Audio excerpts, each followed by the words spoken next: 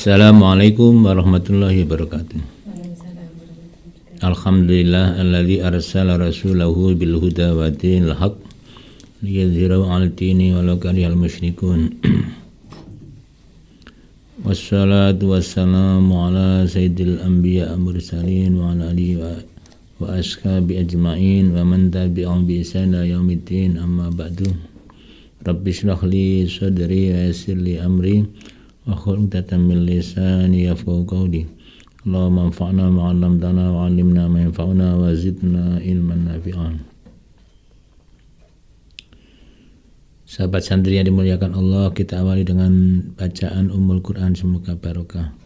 Ila hadrati Rasulullah sallallahu alaihi wasallam wa ali baiti wa dzurriyyati wa ashabihi wa masyayikhina wa li walidina wa asanidil hadis wa muallifil kitab Syekh Ahmad Al-Hashimi. Al-Fatihah.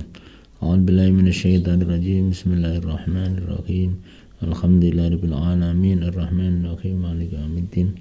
Iyyaka na'budu wa iyyaka nasta'in ihdinas mustaqim shiratal ladzina. Sore ini kita akan mengkaji hadis 224 dari kitab Mukhtarul Ahadits. Bismillahirrahmanirrahim. Akrimu al-ulama'a fa innahum warathatul anbiya'i faman akramahum faqad akramallaha wa rasulahu, rawahul Khatib an Jabirin. Akrimu mulyakno sira kabeh al-ulama'a ing para ulama. Muliakan orang yang alim, ahli ilmu yang mengamalkan ilmunya. Jadi ulama itu orang yang pintar dan mengamalkan ilmunya, yang positif, yang bisa mendekatkan diri kepada Allah, itu namanya alim, ulama. Fa inna mangka satune ulama iku warasatul anbiya'i, pira-pira wong kang mewarisi para nabi. Faman akramahum mangka utahe sapa-sapa wong iku akramahum mulyakaken sapa man ing ulama, faqad akrama mangka teman mulyakaken sapa man Allah ing Allah wa rasulan utusan Allah. Rawahu dan hadis sapa al-Khatibu Imam Khatib an Jabir saking sahabat Jabir bin Abdullah. Muliakan ulama karena mereka pewaris para nabi. Mengapa disebut pewaris nabi? Nabi itu meninggalkan ilmu, meninggalkan tugas risalah, yaitu menyampaikan risalah. Nabi tidak mewariskan harta, tapi mewariskan ilmu, yaitu Al-Quran, Al-Hadis. Maka ulama mewarisi itu, ilmunya para nabi, dan mewarisi tugas nabi, yaitu tabligh, menyampaikan ajaran Allah dan Rasulnya. Maka dikatakan pewaris para nabi, karena ulama ya tugasnya menyampaikan ajaran Allah, ajaran Rasulullah kepada umat manusia. Karena itu harus dimuliakan, karena kita harus memuliakan nabi, juga harus memuliakan ulama. Karena siapa yang memuliakan ulama berarti sama saja dengan memuliakan Allah dan Rasulnya. Karena yang diwakili oleh ulama itu adalah para nabi. Nah, ulama yang tidak mewakili nabi, yang tugasnya tidak tabligh, tidak dakwah, ya kebalikannya, tidak harus dihormati. Yang seharusnya dihormati adalah ulama yang menjalankan fungsinya, yaitu tablighur risalah, menyampaikan ajaran Nabi, yaitu kerasulan dan ajaran-ajarannya. Kalau Nabi tablighur risalah, menyampaikan bahwa dirinya sebagai Rasul dan menyampaikan ajaran Allah dan Rasulnya. Tapi kalau ulama, ya menyampaikan ajaran yang disampaikan oleh Rasul, yaitu Al-Quran, hadis kepada umat manusia. Hanya menyampaikan, tidak disuruh mengimankan, menyampaikannya. Urusan iman terserah Allah, urusan insaf Islam terserah Allah. Hidayah itu adalah milik Allah.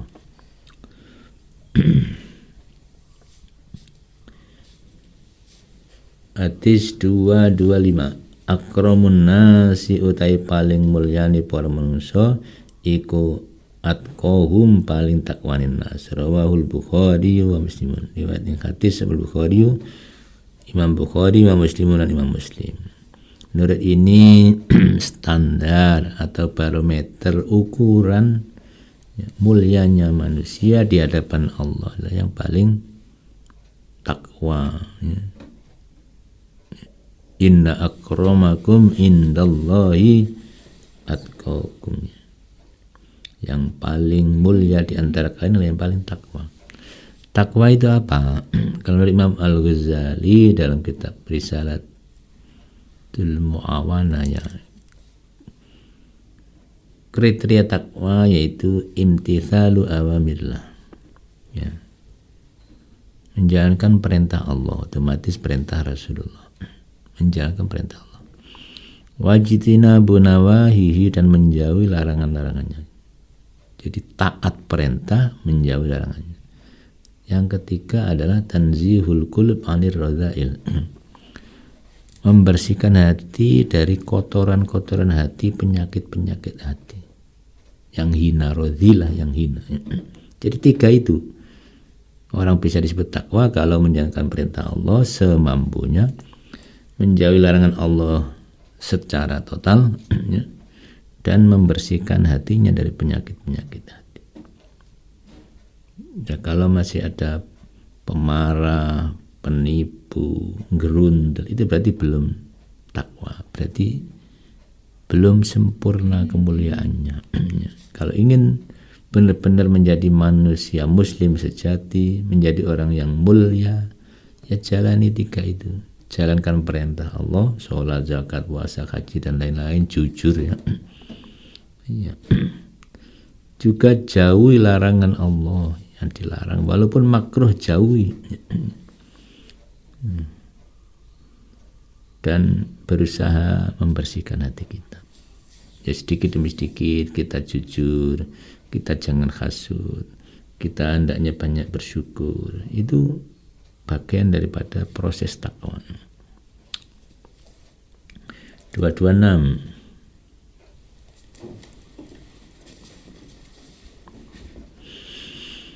Al-khazmu ta'i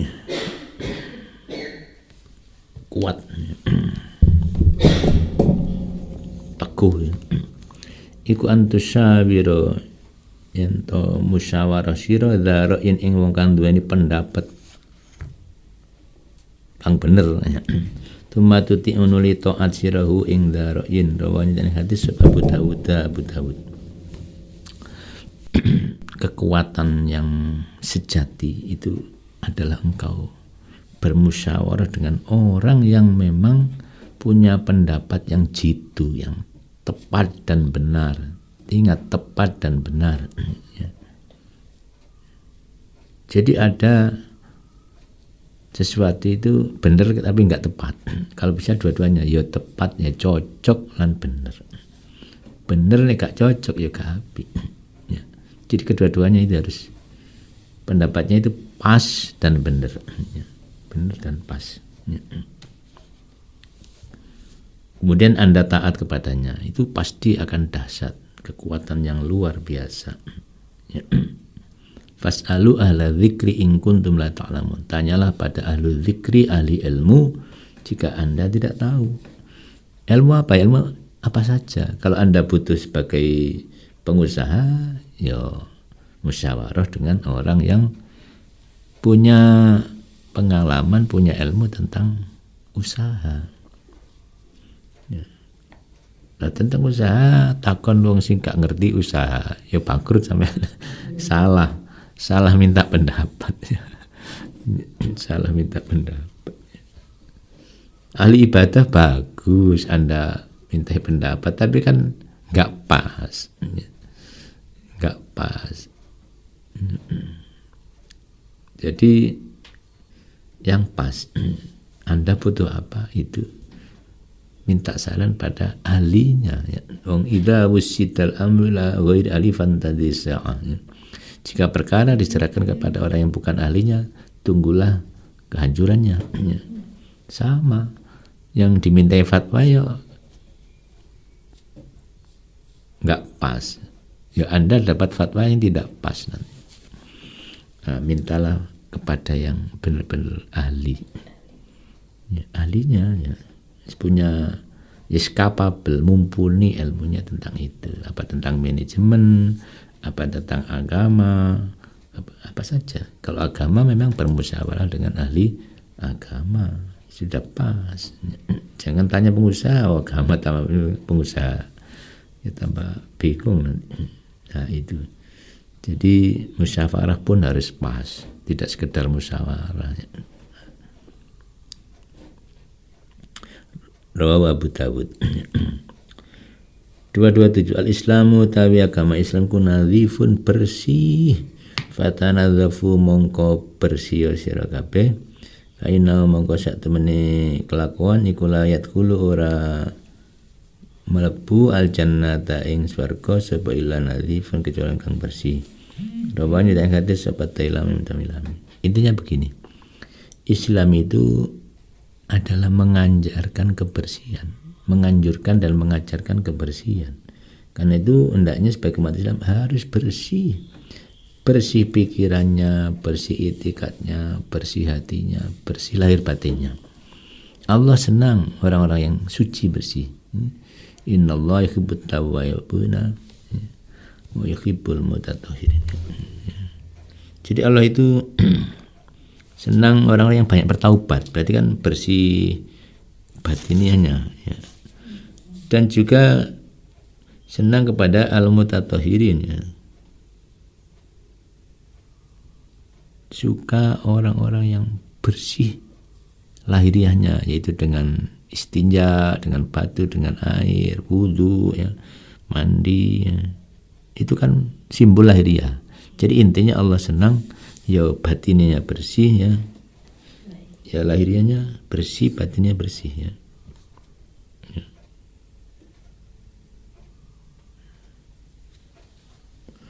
Lah kalau ada umat Islam kempros, itu berarti tidak mengamalkan Islam. Nek mushola kok kempros, jadi tidak mengamalkan Islam. Islam yang tidak Islami.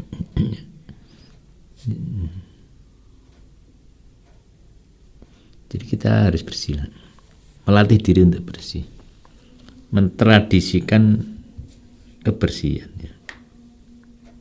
Mentradisikan kebersihan. Dimulai dari diri sendiri ya. Cuci tangan dan lain kan ajaran Islam. Sebelum wudhu cuci tangan, sebelum mandi cuci tangan, itu ajaran Islam. Kenapa orang lain yang mengumumkan ya, meresmikan ada hari cuci tangan sedunia? Kita itu yang mengawali. Orang Eropa Cikgu Dalia kita sudah menganjurkan siwakan, bersih-bersih wudhu, itu umat Islam. Jadi kita mulai dari diri kita. Wathiyabaka fatahhir. Ya ayyuhal mudaththir qum fa'anzir wa rabbaka fakabbir wathiyabaka fatahhir warrujza fahjur. Dan pakaianmu fatahhir, laundryin. Thiyab itu kalau kita artikan pakaian secara material, ya pakaian ini harus bersih. Kalau pakaian ini sebagai simbol, artinya isyarah saja bahwa pakaian itu adalah simbol akhlak, berarti akhlak kita harus bersih. Karena pakaian itu juga simbol akhlak. Walibasut taqwa dzalika khair. Ya. Pakaian takwa itulah pakaian yang terbaik. Ya. Warrujza fahjur, dan berhala maka tinggalkan. Itu artinya apa? Ya akidahnya harus bersih. Jangan syirik. Ya. Karena tidak bisa masuk surga kecuali orang yang bersih. Artinya akidahnya harus bersih. Kalau ada syiriknya ya nggak bisa masuk surga. Ya. Nah kalau muslim tapi kempros, apa nggak bisa masuk surga? Bisa. Ya. Bisa tetap. Hanya kurang sempurna. Ya mungkin rotok carry. Rotok carry kayak sedih-sedih. Ya, terutama ini yang bersih akidah ya. Karena ayat ini biqalbin salim ya. Hanya biqalbin salim, dengan hati yang selamat, artinya bersih akidahnya ya. Ya, yang bisa masuk surga hanya yang punya iman. Enggak punya iman ya nggak bisa. Itu harus bersih dari syirik, bersih dari akidah yang melenceng ya. Itu kalau ditafsiri la yadkhul jannata pun tidak bisa masuk surga kecuali orang yang bersih. Artinya bersih akidahnya. Kalau bersih pakaiannya kempros itu masih bisa masuk surga selama masih ada imannya.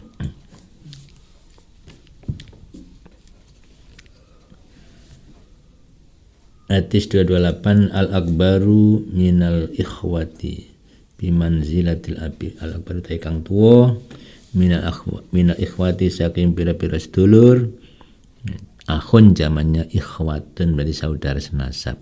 Kalau akhun saudara lagi dijamakan ikhwan, saudara secara umum, bisa saudara seagama, sekantor ya. Ya. Kalau di sini dari nasabnya. Kalau ukhtun zamannya akhwat. Saudara tua ya. Iku bimanzilatil abi, kelawan kedudukan bapak. Rawahu dan hadis sebal baik membayaki. Jadi posisikan, hormatilah saudara tua sebagaimana menghormati ayah. Ini ajaran yang baik. Jadi dulur enom yang menghormati dulur tua ya. Laisa minna man lam yarham shaghirana wa lam yuwaqqir kabirana. Bukan termasuk dari kami, maksudnya orang yang mengikuti ajaran kami, yaitu yang tidak belas kasihan pada yang kecil dari kami dan tidak menghormati atau mengagungkan yang tua dari kami. Jadi ajaran Nabi menghormati yang tua, menghormati sing tua. Itu bagus. Ya biasanya tulang punggung itu kan saudara tua kalau ayah nggak ada. Maka seyukjanya lah kita hormati, karena yang menafkahi, mencari nafkah, menggantikan ayah, menjadi wali kalau nikah perempuan ya, dan tanggung jawab itu biasanya saudara tua. Maka seharusnya lah kita menghormati, jangan mentang-mentang ya ngalah ya sing nom.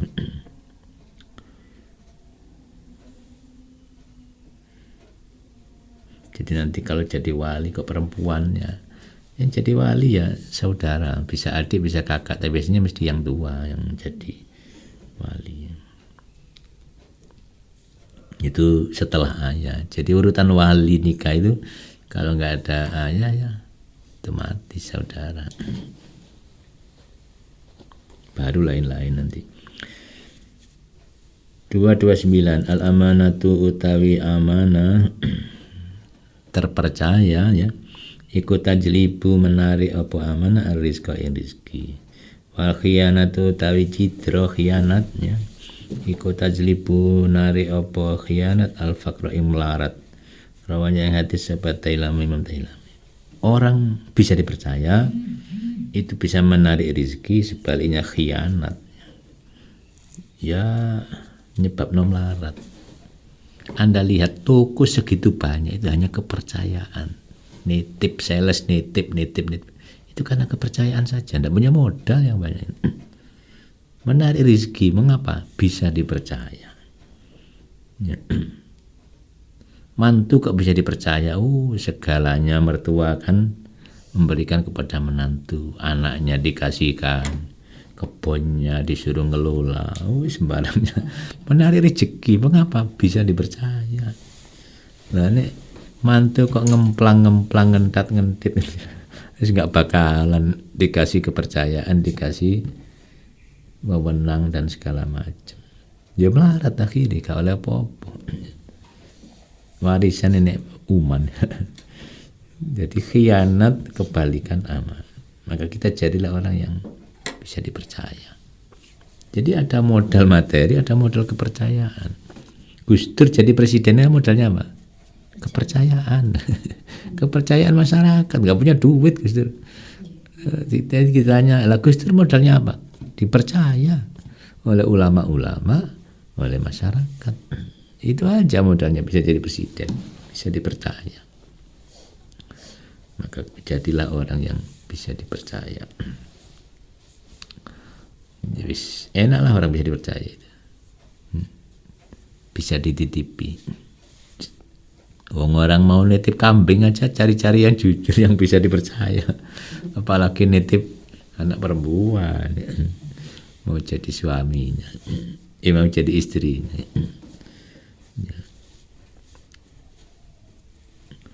2:30 ya. Umir tu diperintah ingsun an uqatila yen memerangi ingsun annasa ing para manusa hatta yasyadu sehingga bersaksi sapa nas an ing satemene kelakuan iku la ilaha ora ana pangeran kang pantes disembah, kang wajib disembah inallahu kejaba Gusti Allah. Wa anna Muhammadan satemene Muhammad iku Rasulullah utusan Allah. Kami, saya ini Rasulullah ya, diperintah untuk memerangi umat manusia. Memerangi bukan berarti membunuh loh ya. Memerangi itu tidak harus membunuh, mungkin takut-takut tidak wis wedi ya wis kalah ya. Sampai manusia bersahadat. Ya. Kalau enggak syahadat boleh diperangi. Di kafir berarti. Wa yuqimus sholata lan mendirikan saponas as-shalat sampai mau sholat. Kalau enggak mau sholat disuruh taubat. Suruh taubat, suruh sholatnya. Gak mau dihukum nanti, dihukum panjung leher. Wa yu'tulan maringaken sapa nas az-zakat ing zakat. Gak mau zakat boleh diperangi. Jadi beda, kalau gak mau sholat disuruh taubat, disuruh sholat. Kalau gak mau zakat boleh diperangi. Fa idza fa'alu mongko nalika ngerjakaken sapa nazalika ing syahadat salat zakat asamu mongko melindungi ngreksa sapa nas minni saking ingsun dimau ming pira-pira darah nas. Kalau dia sudah mau syahadat salat zakat, melindungi darah mereka, enggak boleh dibunuh, enggak boleh dilukai. Wa amalam lan pira-pira hartane nas, hartanya enggak boleh disita, enggak boleh diambil. Illa bihaqil islami kecuali kelawan kewajiban Islam. Wa hisabu mutawi hisab nas iku Allah ing atase Allah. Rawahu tani hadis sebal Bukhari wa Muslimun an Abi Hurairah saking Abi Hurairah. Kalau mereka sudah syahadat, sholat zakat, hartanya terlindungi, darahnya terlindungi, harga dirinya terlindungi, akalnya terlindungi. Apa maksudnya bihaqil Islam? Kecuali enggak mau zakat. Itu kewajiban Islam enggak ditunaikan. Nah, boleh diperangi. Ia membunuh orang, boleh diqisas. Menurut Islam boleh diqisas. Dibunuh juga kan diqisas. Kalau memang membunuh orang sengaja, membunuh orang muslim sengaja, dia dewasa ya, menggunakan alat tajam, ada niat membunuh ya diqisas. Bagaimana nanti hisabnya orang yang diqisas ya? Ya terserah Allah nanti. Kalau diampuni ya berarti bebas. Ya, biasanya suruh tobat dulu sebelum diqisas itu. Ya. Nah, kalau nggak mau zakat diperangi terus mati bagaimana? Ya terserah Allah nanti. Mau dimaafkan apa enggak? Ya. Nah, kalau dia sholat tapi nggak mau zakat, zaman Abu Bakar diperangi. Walaupun awalnya kontras antara Sayyidina Umar dan Sayyidina Abu Bakar. Tapi Sayyidina Umar bersikeras, iki wong beda-beda aku kewajiban harus perangi saja. Karena zakat itu ada urusan, ada kaitan dengan negara kan. Negara nggak punya duit, ya sudah tamat. Zakat ini hubungannya dengan pendanaan negara. Karena perlu dana, jadi nggak mau zakat berarti pemasukan negara nggak ada. Bahaya ini. Nah itu masalahnya, mengapa kok sholat kok nggak diperangi kok? Karena nggak ada pemasukan. Sholat itu ya wis, gak enak bayar. Tapi kalau zakat kan bayar. Ini ada hubungannya dengan kekuatan ekonomi, ekonomi masyarakat, ekonomi negara. Membahayakan ini, perangi.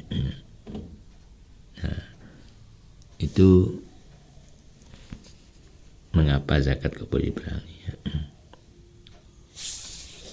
Jadi Islam itu sebetulnya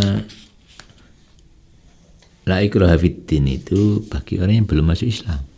tidak ada pemaksaan dalam masuk agama Islam. Tapi kalau sudah menjadi muslim, ya harus mengikuti, sudah daftar. Saya mendaftar kuliah kok sampai naik dewi, tidak boleh lah. Kamu harus masuk, harus kuliah, harus setor tugas. Bukan tiada paksaan ya, karena Anda sudah mendaftarkan diri untuk mau dipaksa. Iya, masuk Islam syahadat berarti Anda sudah daftar mau menerima ajaran Islam. Anda aja kalau ngisi aplikasi di HP kan ada konsideran setuju atau tidak. Setuju semua, klik ya, centang. Berarti Anda harus mau nanti datanya diambil oleh Google, datanya diambil oleh aplikasi pemilih abang, ya harus mau. Anda sudah setuju di awal. Lah kita syahadat ini berarti setuju dengan Islam dan turunannya atau ajaran-ajarannya.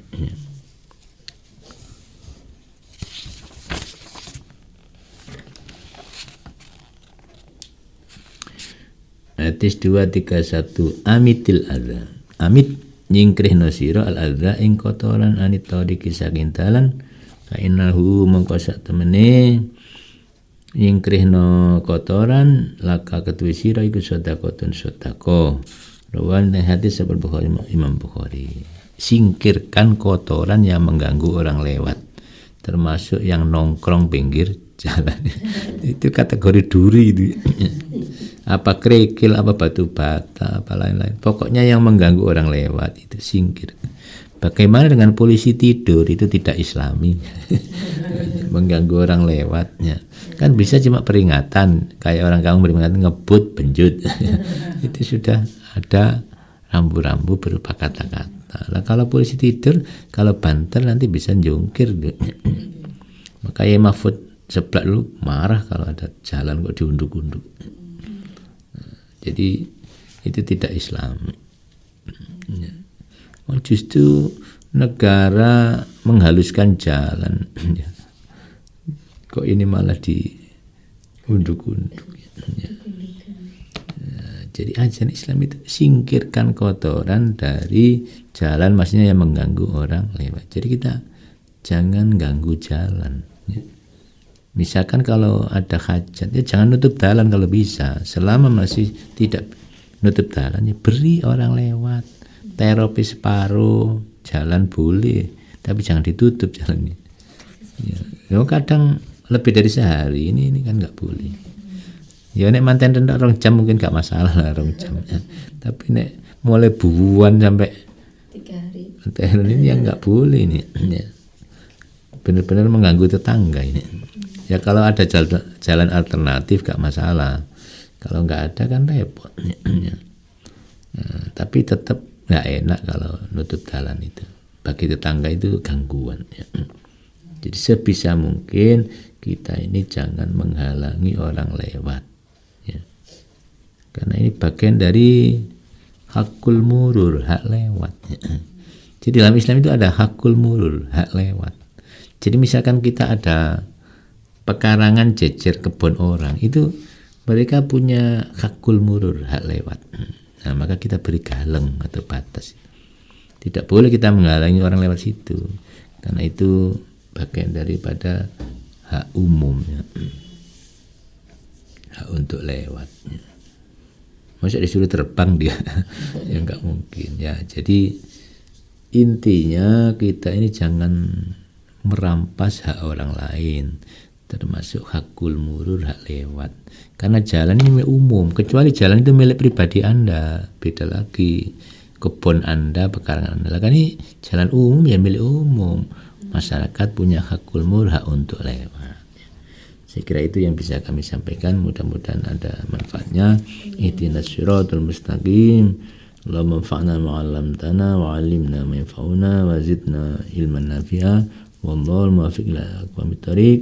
Wal afu minkum. Wassalamualaikum warahmatullahi wabarakatuh.